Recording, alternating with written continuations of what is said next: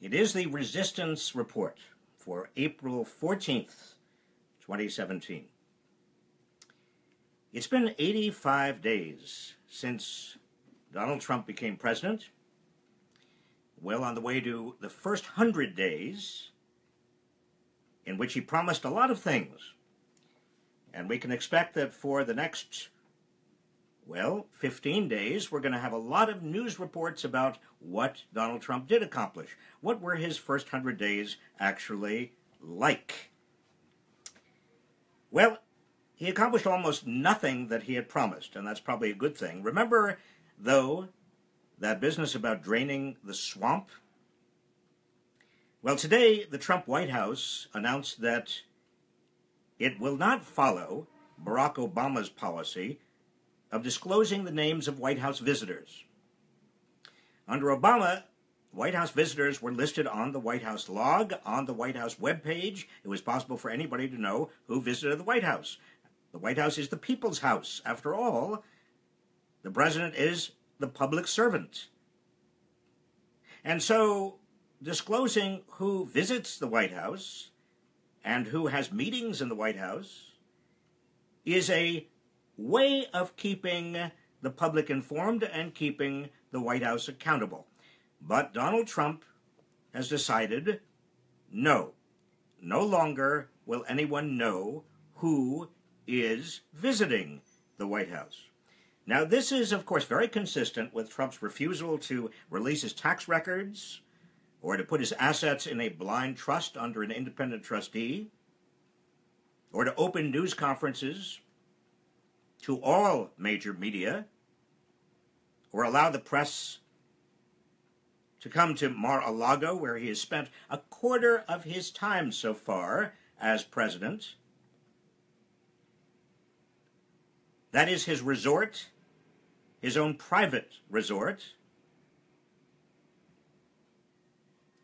Instead of draining the swamp, Donald Trump has created a brick wall, an iron curtain around the swamp, allowing big donors and lobbyists to have unknown levels of influence in his White House, as well as secretive agents and operatives of all times. We don't have any idea who's visiting, for what purpose. Remember, those visitor logs burst into view last month, when House Intelligence Committee Chairman Devin Nunes went to the White House to review intelligence reports on which he later briefed the president, supposedly. We now have good reason to believe that Trump himself arranged for those intelligence reports to be available to Nunes so Nunes could go ahead and tell the public that whatever it was he saw, and then he backtracked from that. Nunes and White House officials declined to say at the time whom Nunes had visited. That's information typically contained in the White House visitor logs. So how convenient it is to no longer have visitor logs available to the public, because you can arrange all sorts of clandestine meetings to do all sorts of things, and nobody needs to know. This is the most ethically challenged, secretive White House since Richard Nixon. And we know what happened to Richard Nixon. By the way, what's with all the 180-degree switches and changes of policy? I mean, Donald Trump was going to force China to pressure North Korea. Remember that? That was the predicate for his meeting with Xi Jinping.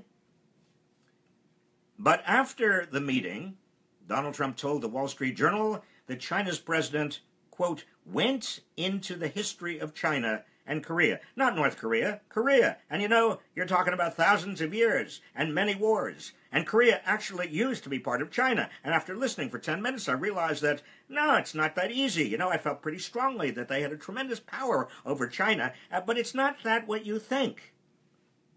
I just quoted our president. Trump also decided after that meeting that China was not manipulating its currency, after he had been saying throughout his campaign that China was manipulating its currency. It sort of reminds me of Trump's insight into healthcare reform. Quote, "I got to tell you, it's an unbelievably complex subject," he said in February. "Nobody knew healthcare could be so complicated." Well, some people did know healthcare was very complicated, Mr. Trump. Oh, and after talking to Boeing CEO Jim McNerney this week, Trump said, "I was very much opposed to Exim Bank, but actually it's a very good thing, and it actually makes money. You know, it actually could make a lot of money." After talking with his generals, he decided that staying out of Syria was also harder than he assumed, and that Vladimir Putin wasn't as good a friend as he thought. After talking with foreign policy experts this week, Donald Trump dropped his tough line against NATO. And on it goes. Now, there are at least three theories as to what's happening in Trump's brain. One theory is that he is on a steep learning curve. He's just learning. I mean, he didn't know very much. He had no government experience. He was not a public policy maven or wonk. Peter Baker of the New York Times, for example, said, "For any new occupant of the White House, the early months are like a graduate seminar in policy, crammed into every half-hour meeting." That's what Peter Baker wrote yesterday. A second theory is that he is very pragmatic and he's very results-oriented. His friend Christopher Ruddy says that as he governs, he's realizing that the campaign talk doesn't fit nearly into governing, and he needs a different approach, one that gets results. So he'll discard things and people that don't work out, and those that do work, he'll magnify. That's how he became a successful businessman and entertainment mogul. Well, maybe that's right. Maybe Peter Baker is right that he's on a stiff learning curve. Maybe Christopher Ruddy is right that he's just a pragmatist. There's also Alex Jones. You remember Alex Jones, the conspiracy theorist and radio talk host? He has a slightly different view. He said yesterday on his radio show, "Is Trump selling out? The answer is no. In fact, Trump is attempting to co-opt the establishment." Well, that's interesting. So what is it? What is going on in Trump's brain? In reality, it's none of the above. He's not on a learning curve. He's not learning. He's not a pragmatist. And he's not co-opting anybody. There are only three guiding principles in Donald Trump's brain. I've said this before, but it's important you keep it in mind because they are responsible for any degree of consistency and predictability you're going to get out of this man. Principle number one is, I want to win. Doesn't matter what it is, as long as he can claim credit for winning and not losing, that is the most important thing. Principle number two is he wants to get even. He's vindictive. So as long as he feels like he's got even, he feels fine. Principle number three is he wants to make money. If you understand these three guiding principles, winning, getting even, and making money, you've got Donald Trump. That's it. And everything that he has decided this week that he has changed his mind on, he could just as easily, if it gets him a win or gets him even or makes him some money, he could easily change his mind next week. Donald Trump's mind is a zone where ideas and principles can morph almost instantaneously without warning or explanation. It is a vacuum in which ideologues like Betsy DeVos, the new Secretary of Education, or Scott Pruitt, the head of EPA, or Jeff Sessions, our Attorney General, who do have ideas, do know their minds, can do their worst. Because, you see, when you have a vacuum, such as Trump's mind, you create a playground for ideologues. And that's who he has appointed to his cabinet. Speaking of which, Attorney General Jeff Sessions went to the border in Arizona on Tuesday, and he declared he had some very strong language. I'm going to quote him a little bit here because it's important that you understand what your Attorney General and my Attorney General is saying and presumably thinking. Because unlike Donald Trump, there is a direct relationship between what he says and what he deeply believes. The Attorney General said that the border was a ground zero of death and violence where America must take a stand against a tide of machete-wielding depravity flooding up from Mexico. Criminal aliens and coyotes and the document forgers. They're overthrowing our immigration system, cities, and suburbs as immigrant-afflicted war zones. That's what he calls our cities, war zones.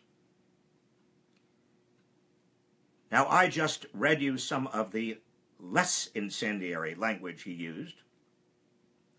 But as a result, the Attorney General is ordering his prosecutors to make immigration, undocumented immigration, rounding up unauthorized immigrants, a priority. A priority. To consider prosecution in any case involving transportation and harboring of aliens, his words, and consider felony charges for trying to re-enter after deportation, for identity theft, and for fraudulent marriage. Felony. That's as serious as you can get. Be forewarned, said Sessions in Arizona. This is a new era. This is the Trump era. Well, Attorney General Sessions, it's also an era of utter ignorance. If you don't mind me saying so. This is frankly nuts. The flow of unauthorized immigrants across our borders, particularly from Mexico, has been falling for 20 years. Do you hear me, Mr. Attorney General? And these people here in the United States who are unauthorized and undocumented, they have a lower rate of crime than people who are born here in the United States. Many of them are very productive members of society. They have been in their communities for years. Polls show that Americans back reasonable and humane immigration policies, giving millions of people a chance to get it right with the law. And that means regularizing their status, not treating them as animals. That means giving them a chance to get in line legally, come here legally. We came very close to this deal between Republicans and Democrats not that long ago, Mr. Attorney General. You are making the situation incredibly dangerous for them, for their communities, for their families, and you are guilty of inhumane treatment to many of these people. History will not judge you well. For your incendiary rhetoric, for unleashing the Justice Department, for making it a prosecutorial priority, shame on you. And Donald Trump, shame on you for appointing this man our Attorney General. Now, I like to end with a piece of good news, because there's a lot to complain about. Let me give you, first of all, the challenge, and then give you a little bit of encouraging news around that challenge. Now, in order to understand the challenge, I've got to get out my handy-dandy Constitution of the United States, which I put somewhere here. I'll find it in a moment. But let me just say, Article 5 of the Constitution, oh, thank you, here's the Constitution. You ought to always have it close by. You see, I almost lost it. Can you imagine losing the Constitution of the United States? Article 5 of the Constitution creates a means of amending the Constitution if 2/3 of the states, and that is today 34 of them, issue a call for a convention. Now, none of the amendments to the Constitution have actually gone through Article 5. None of the amendments have gone through this process. It's a little bit dangerous, and I want to explain why, but given the Republican state victories last November, right-wing power brokers are revving up a campaign for such an Article 5 constitutional convention. Now, they're doing it because they want a new amendment that will require that the federal budget be balanced each year. Some of them want to prohibit abortions. Some of them want to bar gay marriage. All sorts of things. You can imagine why the Koch brothers are behind this, and why Robert and Rebecca Mercer, Steve Bannon's sponsors, are behind this, why they're getting organizational support from ALEC, the American Legislative Exchange Council. By the start of this year, 33 states had already joined the call. 5 of them, California, Illinois, Vermont, New Jersey, and Rhode Island, did it because they thought it would be the best way of repealing Citizens United, that awful Supreme Court case that said that essentially corporations are citizens. And we have another very bad Supreme Court case before that saying that money is the equivalent of speech. But many constitutional scholars, in fact, the view of the most respected constitutional scholars, warn that you cannot limit a constitutional convention to one issue, that once you call it, once they're there, anything goes. And that's why the right-wingers, that's why the Koch brothers and the Mercers and others are fomenting this. That's why the American Legislative Exchange Council, a cover for big corporate interests on the right, why they are pushing this at the state level. Don't be confused. Don't be fooled. But some good news over the past few weeks. On March 15th, New Mexico rescinded its call for an Article 5 constitutional convention. According to the director of Common Cause New Mexico, the rescission was the result of a strong coalition with labor and community organizers leading the way, coupled with new Democratic legislative leadership. And then on April 4th, the Maryland legislature joined the Maryland Senate in rescinding all previous calls for a constitutional convention. On the same day, the Vermont Senate rescinded its call, which now goes to the Vermont House, as did the Nevada Senate. So in other words, a lot of states that had joined the call, the right-wing call, are getting the message, how dangerous this would be. My friends, at a time like this, when we have the cloud of Trump and extremism and tyranny hanging over this country, the last thing we need is an Article 5 constitutional convention sponsored by the Koch brothers and others. If your state is considering a call for an Article 5 convention, add your voice against it. If your state has already called for it, add your voice to rescind that call. This is no time to play with the United States Constitution. Before I take your questions, let me remind you The Resistance Report is now available on iTunes.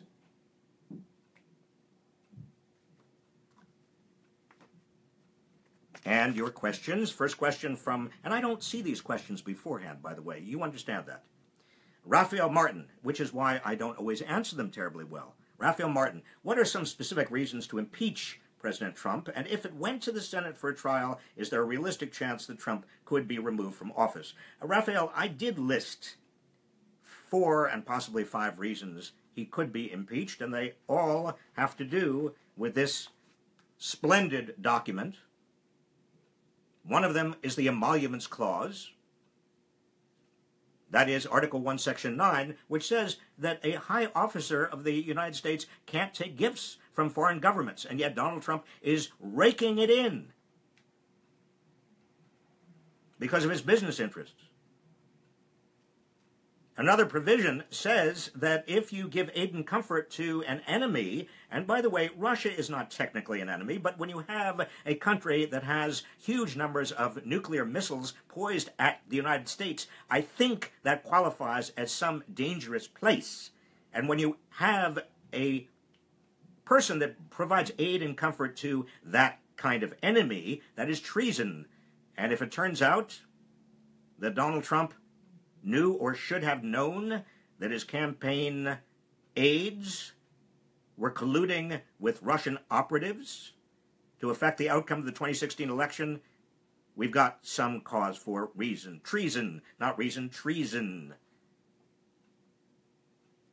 And there are others as well. I've outlined them in one of our videos, as a matter of fact. Next question. Felicia Thomas, can members of Congress be sued for not doing their job? For example, the matter of the Republican majority failing to hold the president accountable for breaching the Emoluments Clause. Well, Felicia, they can't be sued for not doing their job, but there is a way of holding them accountable. It's called an election. There is one coming up in 19 months. Do not for a moment forget that. We'll get back to that in a moment.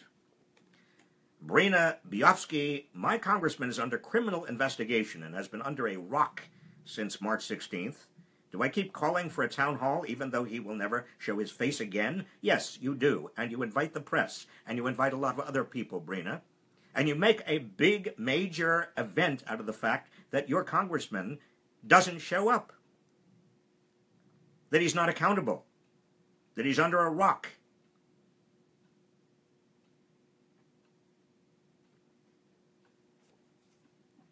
Michael McCarran, does Kushner's failure to provide all answers on his security clearance count as lying? And if so, what repercussions could he or she face for this? Well, technically, a failure to provide answers to all the security clearance questions is not lying. It is failing to actually qualify for a security clearance.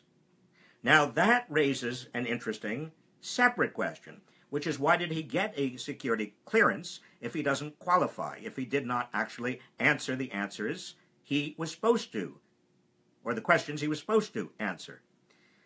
Therein lies a fundamental failure with regard to this White House. I talked about it before, but let me talk about it in very graphic and concrete terms. You have a White House that is secretive and unethical. That is not good. It's not good for the public, but it also is not good for Trump. It's not good for the White House, because we know, I want to bring up again the memory, dredge up the memory of Richard Nixon and his White House. He was secretive, and he also was fast and loose with ethics. And that combination is deadly for a president because it means the public loses faith, loses trust. Donald Trump's approval rating is already in the basement. Can you imagine what happens, and it will happen, with the next scandal? Why should anybody trust this White House? Donald Trump. Ernie Donato, with Trump bombing Syria and Afghanistan without the okay from Congress, what's to stop him from launching a nuclear attack? Are there people who can stop him from doing this? Well, Ernie, let's hope there are people around him, the head of the Joint Chiefs of Staff, his national security advisor, people who are supposedly in the direct chain of command, who are supposed to be alerted if Donald Trump wakes up at 5 o'clock in the morning and impulsively wants to bomb somebody with a nuclear weapon. Yes, they are around him. They're not bad people. I don't know them, but I hear this crew is actually fairly good. But it's still obviously a worry. Jobin Phil, hi Bob. I'm feeling a little conflicted. Obviously, Trump bombing Afghanistan was a rash and dangerous decision, but at the same time, he did coordinate it with the Afghanistan government, and it effectively wiped out many extreme Islamic State militants. Many Americans agree that stopping ISIS is something that should be done. What are your thoughts? Well, Jobin, I'm all in favor of containing or even eliminating ISIS, but it's important to keep in mind that any group around the world that is alleged to be connected or claims to be connected to ISIS is not thereby a candidate for a giant 22,000-ton or 22,000-pound bomb.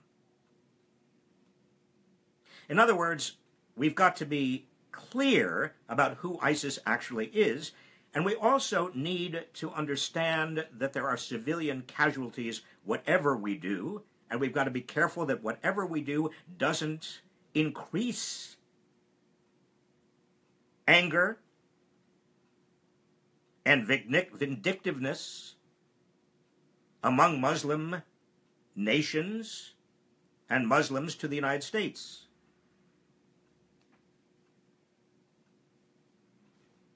Time for 2 more questions. Joan Sorensen, I've heard Republicans have been grooming people as potential candidates for years. Should the Democratic National Committee be doing the same, or will the groundswell of frustration by Democrats be enough to change Congress in 2018? Joan, the Democrats need to be recruiting right now like mad. And that doesn't mean you should wait for the Democrats to call you on the phone. You have the power to get people to be candidates in your congressional district or your town or your state government. In fact, I want to alert you to another very important link website. It's called runforsomething.net. Right here, where my finger is. runforsomething.net. And I recommend it because it encourages you to run for something. It encourages you to get involved, particularly if you are young, if you are just starting out. I tell my students all the time that the future depends on their decisions in terms of what kind of public responsibility they are willing to take. And I salute those that are willing to go into politics. It is not easy, but it is, believe it or not, one of the most important and noblest professions going, or should be. Can you imagine if our founding fathers in the 18th century said, "Oh, I'm not going to get involved in politics"? We wouldn't have this. Last question. Max Sunday. Many of us have to work 8 to 5. What can we do to make an impact besides waiting to vote in or vote somebody out? We shouldn't have to wait so long when huge mistakes are being made and lies are being told. What can citizens do legally to make an immediate impact? Max, most people have to work, and most people do work 8 to 5 or 8 to 6. But what I recommend is that you, all of you, make political activism a practice. Doesn't mean you do it full time. It means you do it at least an hour a week, maybe 2 hours, 3 hours. Max, I don't know you, obviously, but You might watch television. Sometime during the week, you might watch sports programs. You might watch series. You might, in other words, do a lot of things with your so-called free time. I know it's very precious. I know there's not very much of it. I want to urge you to think about devoting some of your time, when you're not working, to the practice of politics. The practice. It's like any sport. It's like any activity. You practice it. You get better at it. But unlike a sport, unlike any given activity, this one has huge public payoffs. And it has connected to it a fundamental moral responsibility. And that moral responsibility is citizenship. We are in perilous times in terms of big money and oligarchic movements taking over our democracy, in terms of Donald Trump, in terms of ideologues on the right, like Jeff Sessions, calling the shots. The only way we can contain this and get back on track toward a society of equal opportunity, true fairness and justice, is by demanding it and getting involved. And on that note, I want to wish you all a great weekend. This is the end of tonight's Resistance Report. I'll see you next week.